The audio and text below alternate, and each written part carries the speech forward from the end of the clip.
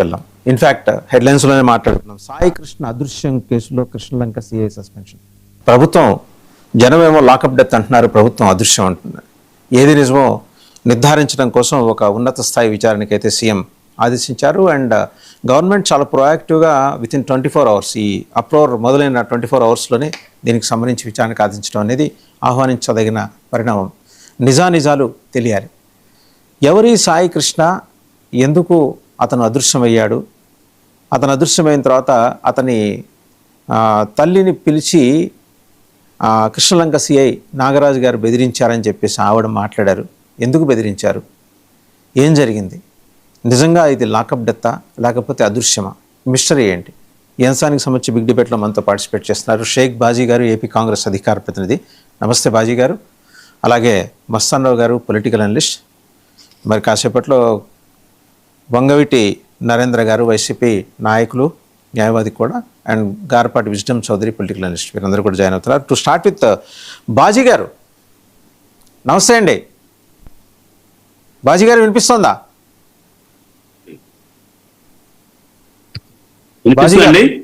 బాజీ గారు వినిపిస్తోందా? వినిపిస్తుందండి. ఏంటి సార్, మళ్ళీ విజయవాడలో పాత రోజులు ఒక 30-35 ఏళ్ల క్రితం రోజులు ఏమన్నా వచ్చినట్టు అనిపిస్తోందా? అదృశ్యమా లాకప్ డెత్తా? అసలు ఎవరు గాదే సాయి కృష్ణ ఎవరు? ముందుగా వాసుదేవన్ గారు, మీకు ప్యానెల్లో ఉన్న మస్తాన్ రావు గారికి, అట్లాగే మిగిలిన మిత్రులు అందరికీ కూడా గుడ్ మార్నింగ్ అండి. అందరికీ నమస్కారం. యాక్చువల్గా అతను గాదే సాయి కృష్ణ ఇంతకుముందు అతను ఏ క్రిమినల్ కేసులు ఉన్నాయి అతని మీద ఉద్దేశంతో తన్ని పోలీసు వాళ్ళు పోలీస్ స్టేషన్కి తీసుకెళ్లారని చెప్పి చెప్తా ఉన్నారు వాళ్ళ పేరెంట్స్. అయితే తీసుకెళ్ళిన తర్వాత మరి కస్టడీలో ఉంచి అనేక రోజులు హింసించి మరి చాలా దారుణంగా పోలీసులు దాష్టీకంతో వ్యవహరించి అతన్ని హింసల పాలు చేశారు. మరి లాకప్లోనే చనిపోయాడు, లాకప్లో పోలీసులు కస్టడీలో చనిపోయాడు అని చెప్పేసి ఆరోపణలు. తర్వాత తీసుకుపోయి ఆ శవాన్ని బైక్ మీద శ్మశానంలో దహనం చేశారని చెప్పేసి తీవ్రమైన ఆరోపణలు వస్తూ ఉన్నాయి.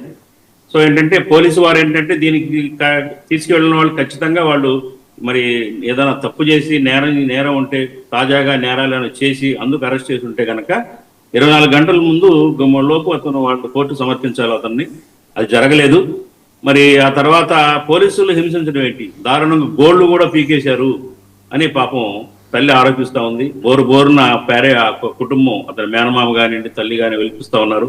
మా అబ్బాయి శవాన్నన్నా ఇవ్వండి, కనీసం బూడిదన్నా ఇవ్వండి అని చెప్పేసి వేడుకుంటుంటే చాలా దారుణంగా ఉంది. మరి ఎన్నడూ లేదు ఈ గతంలో, చాలా సంవత్సరాల తర్వాత మరి ఇట్లాంటిది విజయవాడ కృష్ణలంక పోలీస్ స్టేషన్లో ఈ సంఘటన జరగడం చాలా సిగ్గుచేటు. ప్రభుత్వం దీనికి బాధ్యత వహించాలని చెప్పేసి మేము కాంగ్రెస్ పార్టీ నుంచి డిమాండ్ చేస్తూ ఉన్నాం. మరి చంద్రబాబు నాయుడు గారు కన్సర్న్ సిఐని సస్పెండ్ చేశారు, కానీ దాంతో సరిపోదు. దీనికి హై లెవెల్ జ్యుడిషియరీ ఎంక్వైరీ జరగాలి. హైకోర్టు కూడా మరి ఇమీడియట్గా అతన్ని కోర్టు ముందు ప్రవేశపెట్టాలని చెప్పేసి ఆదేశాలు ఇచ్చింది. పోలీసుల దగ్గర నుంచి అయితే ఎటువంటి ఇన్ఫర్మేషన్ కానీ రిప్లై కానీ లేదు. మరి దీనికి ఏంటంటే టోటల్గా ఇది మానవ హక్కుల ఉల్లంఘన, రాజ్యాంగంలోని జీవించే హక్కు ఆర్టికల్ 21 డీవియేషను. ఇది చాలా దారుణమైన చర్య. అతను నేరస్తుడు కావచ్చు, రౌడీ షీట్ ఉండొచ్చు, ఏదైనా ఉండొచ్చు, కానీ పోలీసులకి కస్టడీలో హింసించే చంపే హక్కు ఎవరిచ్చారు? పోలీసులకు ఆ హక్కు ఎవరిచ్చారు?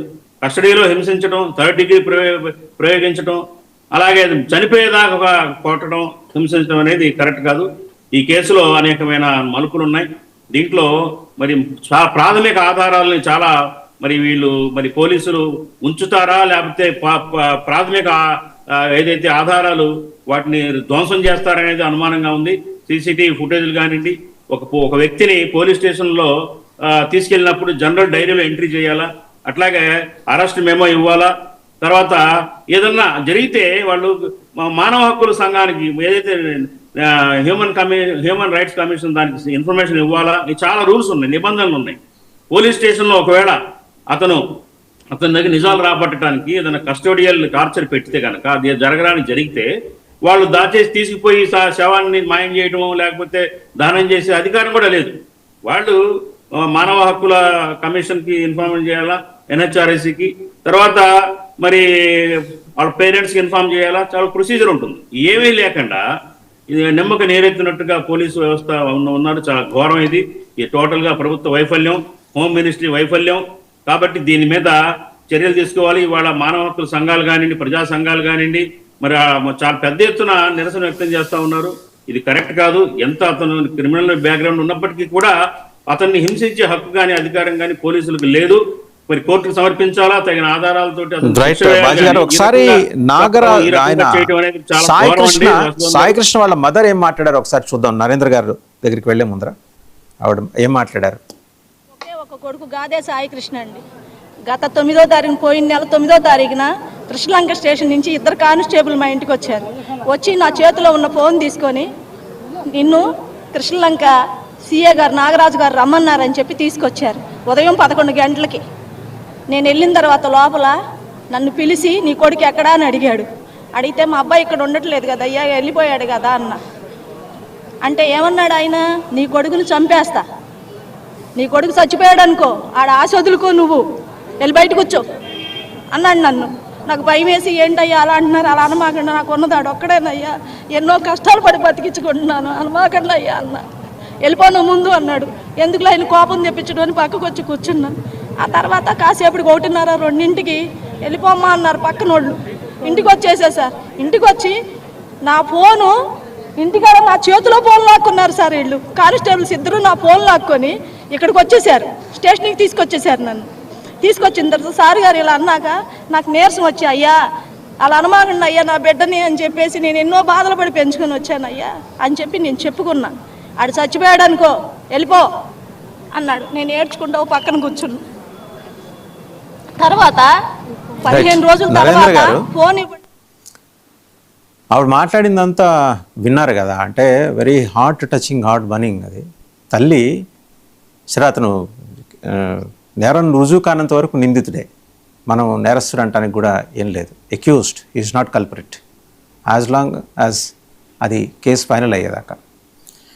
ఈ క్రమంలో సరే తీసుకొచ్చారు, కొట్టారు, చంపేశారు, గోళ్ళు తీసి చాలా చిత్రహింసలు పెట్టారు. లాకప్లో డెత్ జరిగితే తీసుకెళ్ళి శ్మశానంలో కాల్చేశారు. These are all allegations. ఎందుకంటే ఇవి కూడా ఇంకా నిర్ధారణ కాలేదు కాబట్టి. అందుకనే ప్రభుత్వం అదృశ్యం కేసు అనే మాట మాట్లాడింది.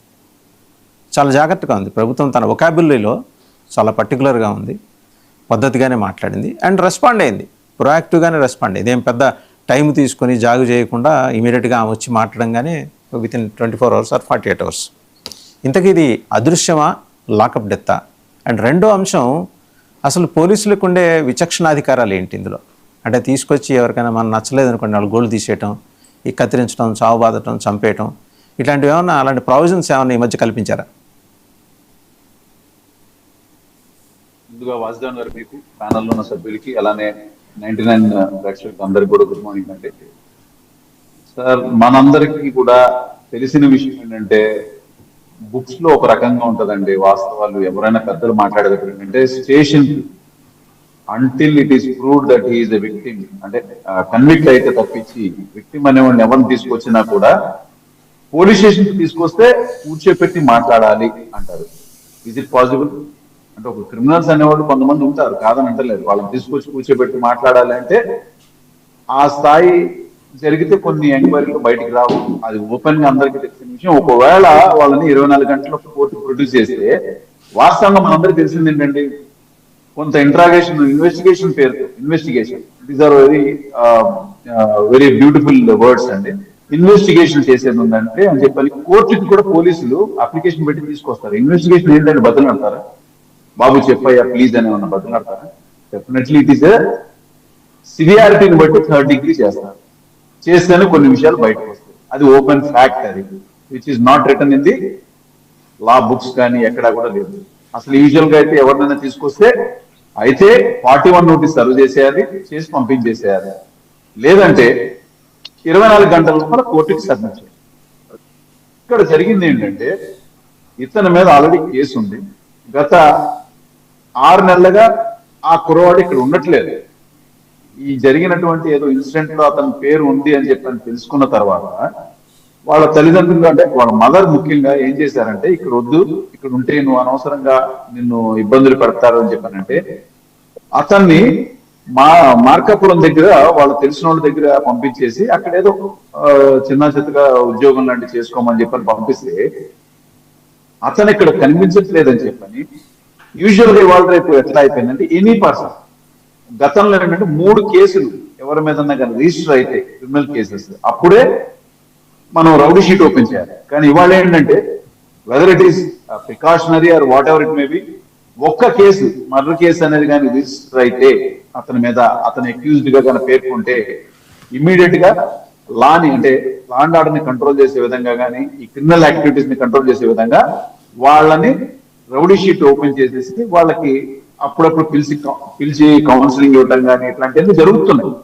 కానీ ఇక్కడ మీరు అంటున్నారు చూసారా, జరిగిన 24 గంటల్లోనే ప్రభుత్వం స్పందించింది అని చెప్పని అంటున్నారు. ఇక్కడ చిన్న కరెక్షన్ అండి వాసుదేవ్ గారు, ఆ ప్రెస్ మీట్ 20 రోజుల క్రితం ప్రెస్ మీట్ అండి, 20 days బ్యాక్ ప్రెస్ మీట్ అండి. ఆవిడ మే 9న పోలీస్ స్టేషన్కి వెళ్ళారు.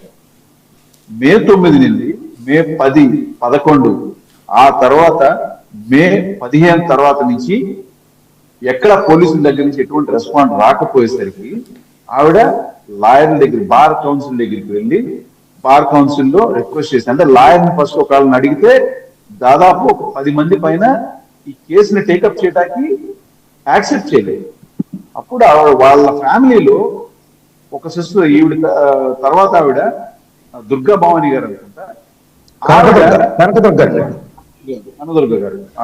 గారు, ఆవిడ షీఈ్ అన్ హైకోర్టు అడ్వకేట్. ఆవిడ ఇమ్మీడియట్ గా ఇన్వాల్వ్ అయ్యి, అంటే అప్పటి వరకు ఆమె తన ఫ్యామిలీ మెంబర్స్ కూడా ఎవరికి కూడా చెప్పలేదండి. వాళ్ళు 4 సిస్టర్స్ ఉన్నారు, 6 బ్రదర్స్ ఉన్నారు, ఇంకా ఎవరికి ఏమి ఇన్ఫార్మ్ కూడా చేయలేదు.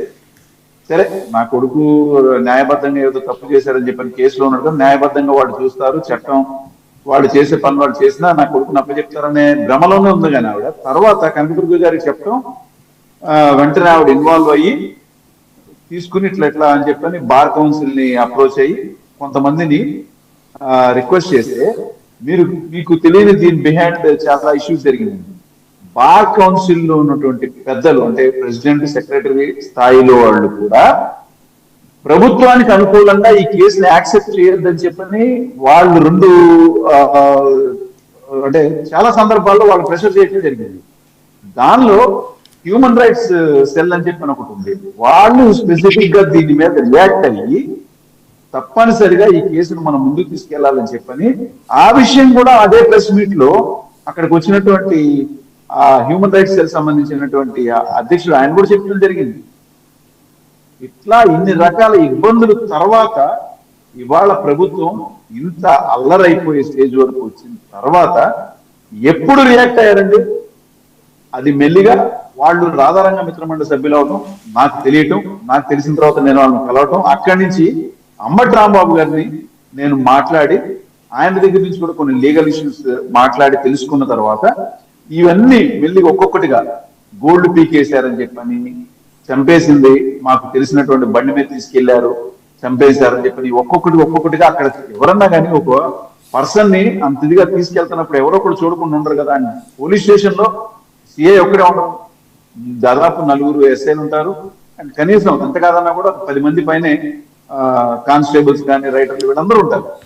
ఎక్కడో ఒక చోట నుంచి ఎక్కడో ఒక లీక్ అనేది బయటకు రావడం అనేది జరుగుతుంది. కాబట్టి ఆ విధంగా మెల్లిమెల్లిగా ఈ వచ్చినటువంటి సబ్సిక్వెంట్ గా వచ్చినటువంటి ఈ ఆధారాలు కానీ ఇన్ఫర్మేషన్ ని బేస్ చేసుకుని మాట్లాడిన తర్వాత ఎప్పుడైతే దీనికి అదర్ పార్టీ రెస్పాండ్ అవుతుందో, ప్రతిపక్ష పార్టీ ఇదిగా రెస్పాండ్ అయ్యి దీని విషయాన్ని బయటికి తీసుకొస్తుందో అప్పుడు ప్రభుత్వం స్పందించిందండి. అంటే దాదాపు ఇప్పటికి 45 రోజులు గడిచింది. ఇది చాలా చాలా దుర్మార్గం. ఎక్కడైనా ఇప్పుడు గతంలో మీరు అన్నారు కదా 35 సంవత్సరాల క్రితం లాకప్ డెత్ జరిగింది. ఓకే, లాకప్ డెత్ జరిగినప్పుడు ఏంటంటే అది కొడుతున్నప్పుడు అతని యొక్క కంట్రోల్ మిస్ అయినటువంటి ఏవైతే అప్పట్లో ఉన్నటువంటి ఎస్ఐ ప్రసాద్ అని చెప్పని 3 టౌన్ లో జరిగినటువంటి ఇన్సిడెంట్ అది. అతను కంట్రోల్ మిస్ అయ్యి అంటే ఓవర్ గా రియాక్ట్ అయిపోయి ఈగోకి తీసుకుని వీడు నేను చెప్పిన మాట ఎంత అని చెప్పి, అది కూడా అట్లా ఆ రిక్షావాడిని చంపినప్పుడు కూడా అతను వీళ్ళు పెట్టినటువంటి తప్పుడు కేసులు ఒప్పుకోమని చెప్పాలి. ఎవరో మీద కేసు అతని మీద తీసుకో. ఇవాళ ఈ సాయి కృష్ణ విషయంలో కూడా జరుగుతుంది ఏంటంటే ఇతని మీద చాలా కేసులు ఉన్నాయి అనేది జస్ట్ ఒక బయాస్డ్ స్టేట్మెంట్.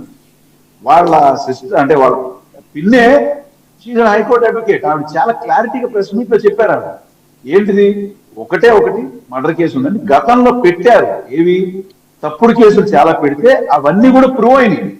ఏది ఇతను దానికి సంబంధం లేదని చెప్పి నా కేసులన్నీ కొట్టేశారు. 11 కేసులు కొట్టేశారండి.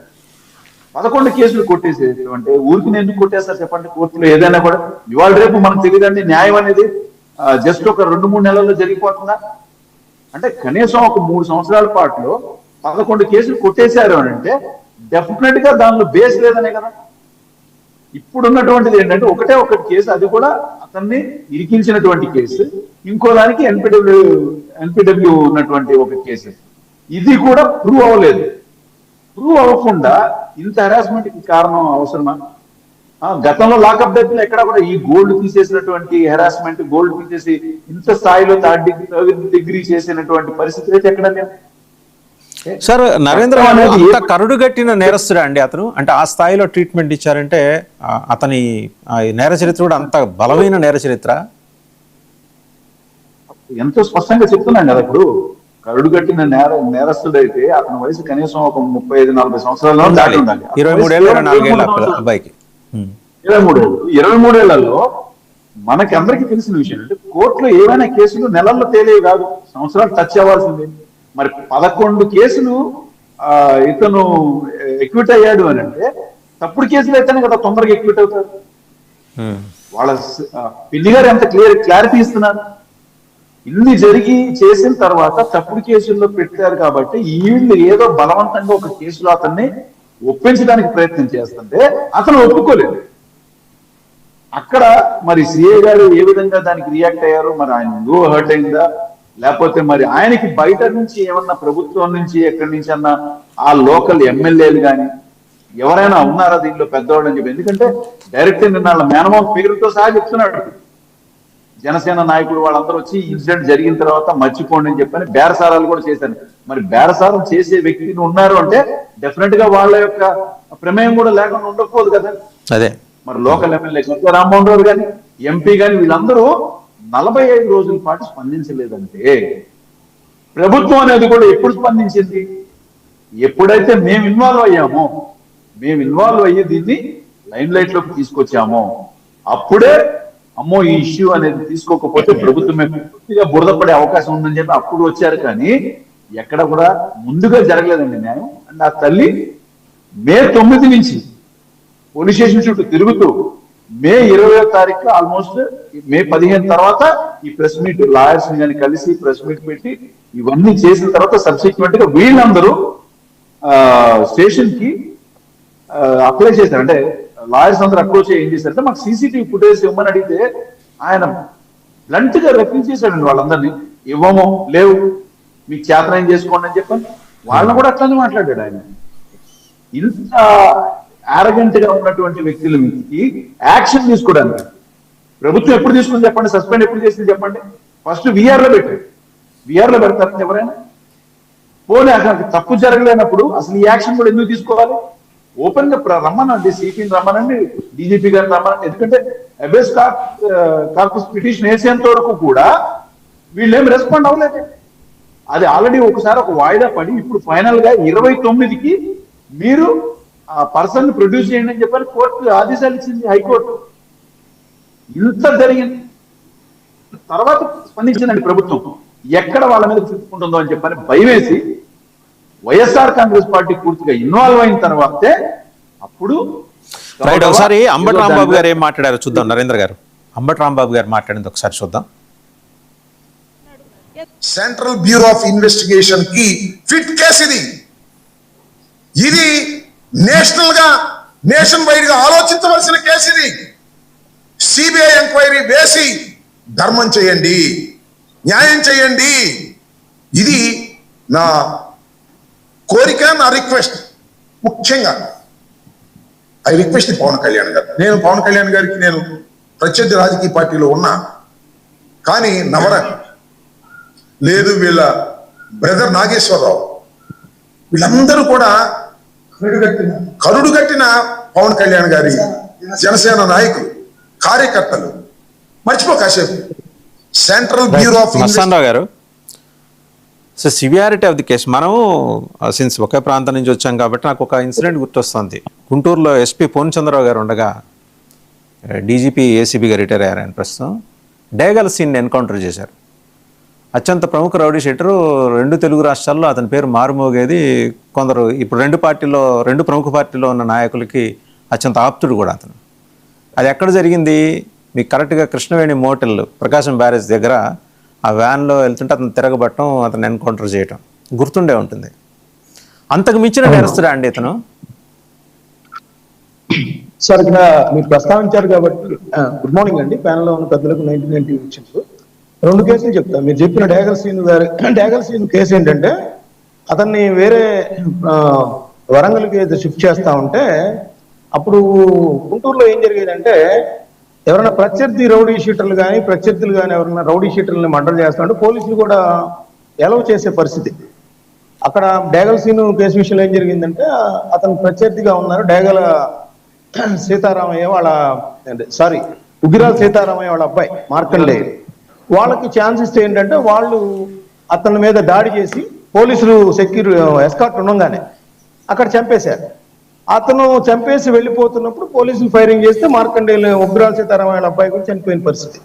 అంటే ఏంటి, పోలీసులు అందరూ ఎస్కార్ట్ ఉండి ఎస్కార్ట్ ఉన్నా కూడా చంపేసిన పరిస్థితి. అది రాష్ట్ర వ్యాప్తంగా ఆ రోజు సంచలనం సృష్టించింది. సో అంటే ఏంటంటే, పోలీసులు తలుచుకుంటే అది ఇప్పటికి ఆ విధంగా ఎక్కడ కూడా కోర్టులో ప్రూవ్ కాదు కదా, పోలీసులు ఎలవ్ చేశారు అతను చంపేశారు అనేది. నేను ఇంకోటి కూడా ప్రస్తావిస్తా. ఇప్పుడు మన ఐపీఎస్ అధికారి సురేంద్ర బాబు గారు ఉన్నారు. విజయవాడలో బుడ్డా సెంతన్ అనే అతను అరెస్ట్ చేసి జ్యుడిషియల్ కస్టడీలో పెట్టారు. పోలీస్ స్టేషన్లో పెడితే ఏమైందంటే, జ్యుడిషియల్ కస్టడీలో ఉన్నప్పుడు అసలు క్వశ్చన్ కూడా చేయకూడదు. జ్యుడిషియల్ కస్టడీలో ఉన్నప్పుడు పోలీస్ కస్టడీలో తీసుకుంటే మాత్రమే క్వశ్చన్ చేయాలి. సో అతని మీద ఏం చెప్పారంటే, అతను పోలీసుల మీద కాల్పులు జరిపాడు రివాల్వర్ తీసుకొని, అందువల్ల ఆత్మరక్షణలో భాగంగా అతన్ని ఫైర్ చేశారు, పోలీసులు చంపేశారు. దాని మీద సురేంద్ర బాబు గారు కూడా లొంగిపోవాల్సి వస్తుంది. అంటే విజయవాడ ఎందుకు ప్రస్తావిస్తున్నారంటే, సిపి లాంటి వ్యక్తి అదేవిధంగా సిఐ ఎస్ఐలు కూడా ఇన్వాల్వ్ అయ్యి లొంగిపోయిన పరిస్థితి. ఆ రోజుల్లో ప్రవీణ్ ప్రకాష్ గారు సురేంద్ర బాబు గారికి మన సంతకం పెట్టి రిలీజ్ చేసిన పరిస్థితి అనమాట, అంటే సాక్షి సంతకంగా. సో అంటే విజయవాడలో ఇట్లాంటి గతంలోనే ఉన్నాయని చెప్తాను. ఇది 2000 నాకు తెలిసి 2022 అనుకుంటా బహుశా ఆ ప్రాంతంలో జరిగింది ఇది. అంటే జ్యుడిషియల్ కస్టడీలో ఉన్న వ్యక్తిని చంపాలనుకున్న నేపథ్యంలో ఆ విధమైన సీన్ క్రియేట్ చేశారనేది అప్పుడు వచ్చిన ఆరోపణ. అప్పుడు న్యాయవాదులు కూడా పెద్ద ఎత్తున చేశారు. ఇప్పుడు ఇలాంటి చూస్తే ఏంటంటే, ఇది మధ్యయుగాల కాలం నాటిది. నిజానికి ఇప్పుడు సాయి కృష్ణ హింస అనేది ఇప్పుడు అతని మీద ఏంటి, వాళ్ళ అమ్మ చెప్తున్న దాని ప్రకారం, లేకపోతే మనకి వాళ్ళ మేనమామలు నవరంగండి నాగేశ్వరరావులు గారు నిన్నంతా ప్రెస్తో మాట్లాడినప్పుడు ఆధారంగా చూస్తే మనం అతను కొన్ని కేసుల్లో ఉన్నాడు. 2012లో అతను నేర చరిత్ర ప్రారంభమైంది 22 కేసుల్లో. ఎందుకంటే ఇప్పుడు పోలీసులు మీద ఆరోపణలు వచ్చాయి కాబట్టి అసలు అతని మీద కేసులు పూర్వపరాలు ఓంప్రదం నుంచి వచ్చేసేసినాయి, మనకందరూ ముందు పెట్టేసేసి అతను పెద్ద నేరస్తుడు, కరుణ కట్టిన వాడు, మర్డర్ కేసులో ఉన్నాడు, కొన్ని కేసుల్లో జైలు శిక్ష కూడా అనుభవించాడు అనేది ఓకే. జైలు శిక్షలు అనుభవించాడు, నేరం ఉంది, దానిలో తప్పేం లేదు. తప్పంటే అతను సంఘ విద్రోహ శక్తే నాకు ఒక డౌట్. ఆ అబ్బాయికి 23 ఏళ్ళు కదా, 2012లో అతను నేర చరిత్ర ప్రారంభమైందంటే 2012 అని చెబుతున్నారు మీరు. 11 ఏళ్లకే నేర చరిత్ర స్టార్ట్ అయిందా? అదే నేను మీకు పంపిస్తాను. ఇప్పుడు మన సోషల్ మీడియాలో ఏంటంటే అతని మీద కేసుల వివరాలన్నీ కూడా ఎవరు ట్రోల్ చేస్తారో మనకు తెలుసు. ఇప్పుడు అంటే అంత వివరాలు వచ్చినాయి అంటే ఏంటి అర్థం ఏంటంటే, అతను నేరస్తుడు అనే ముద్ర వేయటానికి అన్ని ప్రయత్నాలు జరిగిపోతున్నాయి. జువెనల్ హోమ్ పంపించి ఉండాలి. ఒకవేళ 11 ఏళ్లకి అతను నేర చరిత్ర స్టార్ట్ అయి ఉంటే నరేంద్ర గారు చెప్పారు, ఎందుకంటే వారు న్యాయవాది కాబట్టి జువెనల్ హోమ్ కి పంపించాలి కదా.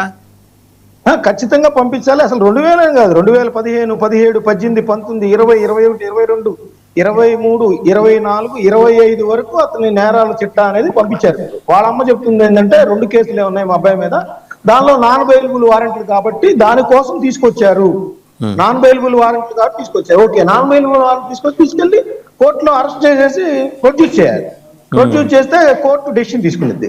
ఇప్పుడు వాళ్ళు ఏం చేశారు, అసలు ఇతన్ని హింసించడానికి ఆధారాలు ఏంటి? ఇతను ఏమన్నా దొంగతనం చేశాడా, నేరాలు ఒప్పుకోవట్లేదా, లేకపోతే హత్య చేశాడా, హత్య చేస్తే నేరం ఒప్పుకోవట్లేదా?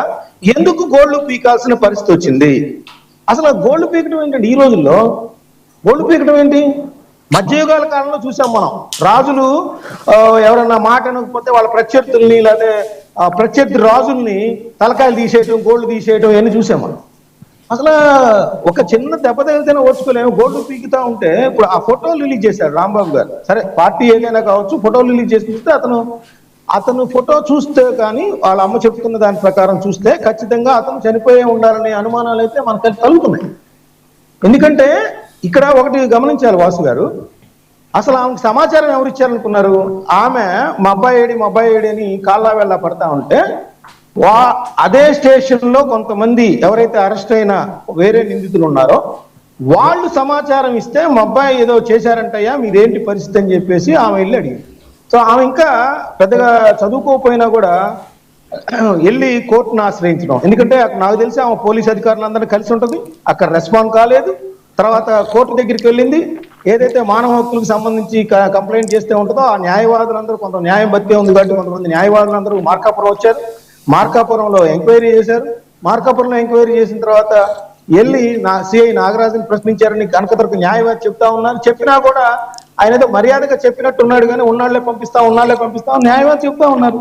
సో మరి అలాంటి వ్యక్తి ఉన్నాళ్లే పంపిస్తామని చెప్పిన సిఐ గారు ఎందుకు పంపించలేకపోయారు అసలు ఏంటి? ఇంకోటి, అతను ఫస్ట్ మనం చూసే ఏ రోజు అతన్ని అరెస్ట్ చేశారు, పోలీసులు తీసుకొచ్చిన రోజు అరెస్ట్ చేసి పోలీస్ స్టేషన్ లో పెట్టినప్పుడు అది అడ్మిట్ అయిందా లేదా, పోలీస్ స్టేషన్ రికార్డులో అడ్మిట్ అయిందా లేదా?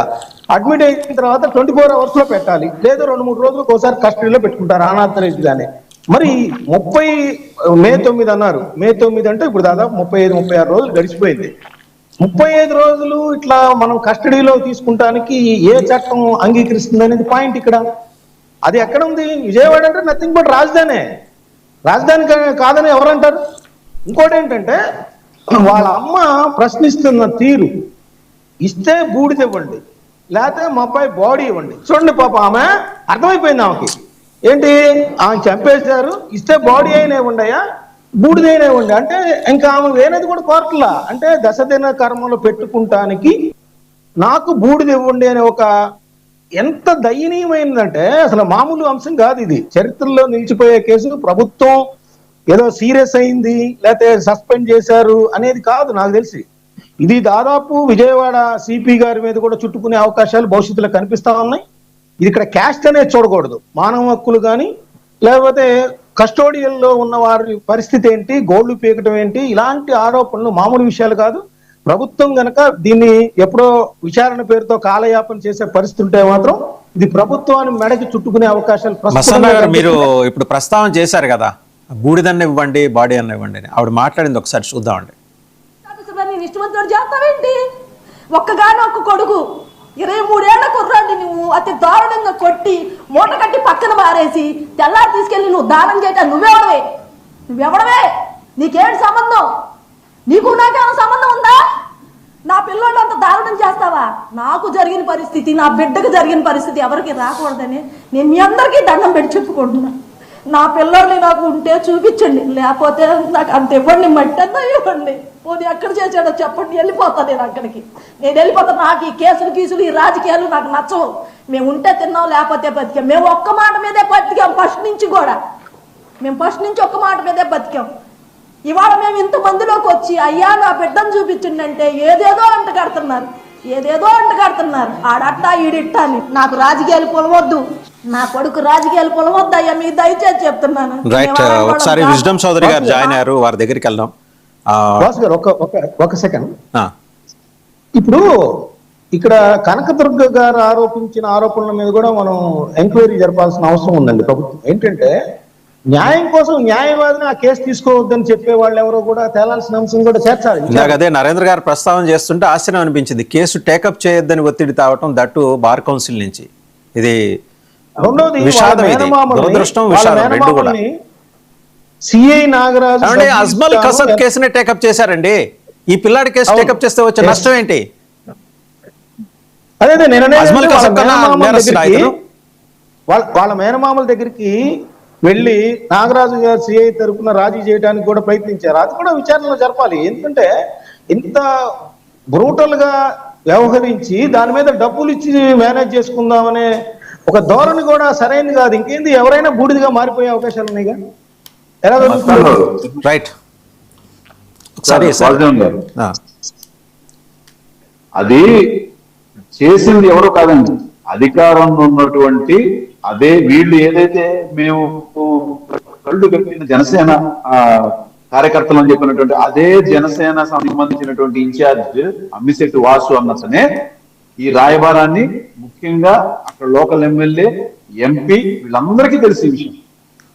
ప్రభుత్వానికి ఇంత జరుగుతుంటే అంటే ఇంటెలిజెన్స్ పనిచేయట్లేదు, లేదా ప్రభుత్వం పనిచేయట్లేదు అనేది ఇక్కడ ఆశ్చర్యకరం. రైట్ అండి. మళ్ళీ మీ దగ్గరకు వస్తే ఒకసారి విజ్డమ్ చౌదరి గారి దగ్గరికి వెళ్దాం. విజ్డమ్ చౌదరి గారికి ఆయన ఆంధ్రప్రదేశ్ ప్రభుత్వ ఉద్యోగుల సంఘం నాయకుడిగా ఆయనకు సమగ్రమైన అవగాహన ఉంది. బెజవాడ నేర చరిత్ర మీద అయితే ఇంతకుముందు నేను ఆయన కలిసి విడిగా ఒక ఎపిసోడ్ కూడా చేశాం. సార్, ఏంటి 35 ఏళ్ల నాటి సంస్కృతి మళ్ళీ డబుల్ ఇంజిన్ సర్కార్ నడుస్తుండగా మళ్ళీ తిరిగి వచ్చేసింది అంటారా? నాకు తెలిసి బహుశా షేక్ బాజీ గారు గల్ఫ్ దేశాల్లో కూడా ఇలాగ గోల్డ్ తీసే కార్యక్రమాలు ఆపేసినట్టున్నారు. మనం దిగుమతి చేసుకున్నాం అలాంటి సంస్కృతిని. అలా కనపడుతుందండి. విజ్డమ్ చౌదరి గారు, కనపడుతుంది. విజ్డమ్ చౌదరి గారు మాట్లాడారు. మళ్ళీ మీ దగ్గరకు వస్తాను. విజ్డమ్ చౌదరి గారు, ముందుగా 99 ప్యాకెట్ల నమస్కారం. డిబేట్ లో ఉన్న వాళ్ళందరికీ కూడా నమస్కారం. ప్రధానంగా ఏంటంటే ఇక్కడ ఈ మనం ఇదనే కాదు, ఇప్పుడు పౌర హక్కుల సంఘాలు పుట్టిందే ఇటువంటి వాటి మీద. పౌర హక్కుల సంఘాలు వచ్చి దీంట్లో ఏదైనా కానీ న్యాయపరంగా చర్యలు ఉండాలి తప్ప అంటే లాకప్ డెత్లు కానీ, ఎన్కౌంటర్లు కానీ, పోలీస్ హత్యలు అనేది అనేక రకాలుగా మనం అనేక సంవత్సరాలుగా చూస్తూ ఉన్నాం. అది ఏ ప్రభుత్వం అయినా కానివ్వండి, కాంగ్రెస్ కానీ, వైసీపీ కానీ, టీడీపీ కానీ, బీజేపీ కానీ, అన్ని రాష్ట్ర ఇప్పుడు సోషల్ మీడియాలో కూడా ట్రోల్ అవుతుంది. యూపీలో యోగి ఆదిత్యనాథ్ ఇట్లాంటివి చేస్తే వాడిని హీరోగా చూపించారు, ఇక్కడేం విమర్శలు చేస్తారంటే అక్కడ ఎవరు చేసినా తప్పే. యోగి ఆదిత్యనాథ్ చేపించిన తప్పే, ఇక్కడ చంద్రబాబు గారి ప్రభుత్వంలో చేసిన తప్పే, మరి మన జగన్మోహన్ రెడ్డి ప్రభుత్వంలోనూ రాజశేఖర్ ప్రభుత్వంలో చేసిన తప్పే అవుతుంది కానీ ఒప్పు కాదు. ఒకటేంటంటే మరి దాని మీద లేటుగా అయినా ఏదైనా నిన్న వార్తల్లో ముఖ్యమంత్రి గారు స్పందించారు, చేశారు. జనసేన మరి పవన్ కళ్యాణ్ గారు కూడా దాని మీద చేసుకొని చెప్పారు అంటున్నారు. ఏదైనప్పటికీ కూడా ఏంటంటే పోలీసులకి రాజకీయ ప్రయోజనాల కోసం, రాజకీయ స్వార్థం కోసం ఏదైతే రాజకీయ పార్టీలు, ఏ పార్టీ అయినా కానివ్వండి, వాళ్ళు పోలీసుల్ని వాళ్ళ చేతిలో పవర్గా వాడుకుని ఏ రకంగా చేశారో గత ప్రభుత్వంలో చూసాము. ఇప్పుడు కూడా కొన్ని సంఘటనలు చూస్తూ ఉన్నాం. ఇప్పుడు గతంలో చేసిన తప్పు చెప్పినప్పుడు ఇప్పుడు చేసినా అటువంటి తప్పే అవుతాయి తప్ప ఒప్పు కావు. కాబట్టి ఏంటంటే ఏదైనా కానీ చేసేటప్పుడు దానికి అంటే గత ప్రభుత్వం ఏంటంటే ప్రభుత్వ ఒత్తాసుతోటి మద్దతుతోటే పోలీసులు విరవీగారు అనేది అది జగత్ విహితం, అది అందులో ఓపెన్ ఫ్యాక్ట్. ఈవేళ నేను అనేది ఏంటంటే ఎవరికైనా మాట్లాడే హక్కు ఉంటుంది కానీ వైసీపీ నాయకులకు మాత్రం హక్కు ఉండదు. ఎందుకంటే మీరు చేసి ఈవేళ అడగడానికి మీకు ఆ హక్కు ఉందని నేనైతే భావించట్లేదు. అయితే మిగతా ఎవరైనా ఒక సామాన్య పౌరుడు కూడా దాన్ని ప్రశ్నించవచ్చు, ఖచ్చితంగా ప్రశ్నించాలి. తప్పు జరిగినప్పుడు పోలీసులు మరి చట్టాన్ని చేతిలోకి తీసుకున్నప్పుడు ఖచ్చితంగా ప్రశ్నించాలి. ప్రశ్నించకపోతే మరి పౌర హక్కులకి భంగం కలుగుతుంది, సామాన్యుడికి జనజీవనంలో కూడా అనేక ఇబ్బందులు వస్తాయి. కాబట్టి ఖచ్చితంగా దాన్ని ప్రశ్నించాలి. ప్రశ్నించకపోతే ఇటువంటి అనేక పునరావృత్తులు అవుతాయి. కాబట్టి మనం ఏంటంటే చర్చ జరిగేటప్పుడు గత తప్పులు తలుచుకోవటం కాకుండా ఇప్పుడు జరుగుతున్న దాన్ని తప్పును ఖండిస్తూ మరి దానికి సంబంధించి చర్యలు తీసుకోవాలి.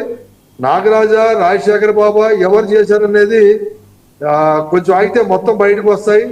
అతని యొక్క అరెస్ట్ వెనుక కానీ దాని యొక్క మరి హత్య లేదా ఏమయ్యాడు అనే దాని మీద కూడా గోల్డ్ తీయటమా ఇంకోటి అని కాదు, కానీ ఎవరి ఒక్కరి రాజకీయ ప్రయోజనాలు ఖచ్చితంగా ఉంటాయి.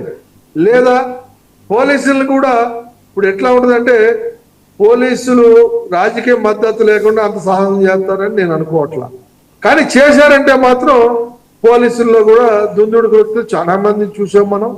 సో దాని దృష్టిలో పెట్టుకుని ఏంటంటే ఈ రౌడీ షీటర్ అనేది ఒక ఆస్పెక్ట్ లో ఏమవుతుందంటే, ఒక రౌడీగా అనేక మందికి మరి పౌర హక్కుల భంగం కలిగించి దౌర్జన్యంతో వ్యవహరించినప్పుడు సమాజం ఏంటంటే అతను జరిగింది కరెక్టే అని అనుకోవచ్చు. ఇప్పుడు వరంగల్ ఎన్కౌంటర్ చూసాం, తర్వాత మన హైదరాబాద్ లో ఇది ఆడపిల్లల విషయంలో చేసిన ఎన్కౌంటర్ లో కూడా చివరికి తేలితే ఏంటంటే అవి ఎన్కౌంటర్లు కాదు, తీసుకెళ్లి కాల్ చంపారని కూడా చేసిన మరి న్యాయ వ్యవస్థల్లో కూడా దాంట్లో ఏంటంటే చట్టం ఏదో లేకపోతే రాజ్యం వాళ్ళకి అనుకూలంగా వ్యవహరించడం మూలంగా చాలా నిజాలు బయటకు రావు. ఎవరినో ఒకరిని బలి చేసి ఆ కేసు క్లోజ్ చేసే సంఘటనలు చాలా చూసాం. కాబట్టి ఏంటంటే ఇక్కడ తప్పు జరిగింది ఎక్కడ ఏంటి అనేది గతంలో చేశారు కాబట్టి మేము చేస్తామంటే మీకు లైసెన్స్ ఇచ్చినట్టు కాదు. గతంలో చేశారు కాబట్టి వాళ్ళు కాదని మీకు ఇచ్చినప్పుడు మీరు చేయకుండా చూడాలి. దానికి అయినప్పటికి కూడా అప్పుడు అనేక సంఘటనలు హత్యలు జరుగుతున్నాయి, అధికార పార్టీ నాయకులు కూడా హత్య చేస్తున్నారు. దాని విషయంలోనే మీరు సరైన చర్యలు తీసుకోలేకపోతున్నారు.